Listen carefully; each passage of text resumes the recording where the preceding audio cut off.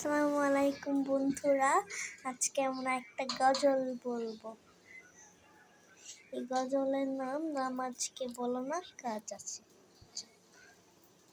নামাজকে বলো না কাজ আছে, কাজকে বলো আমার নামাজ আছে। নামাজকে বলো না কাজ আছে, কাজকে বলো আমার নামাজ আছে। নামাজ বিহীন পারে কি জবাব দিবে তুমি প্রভুর কাছে?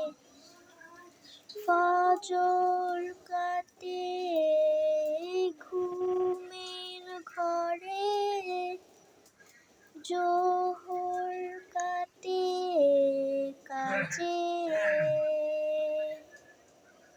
আসর কাটে খেলাই ধুলা, মাগরিব মাঝে মাঝে।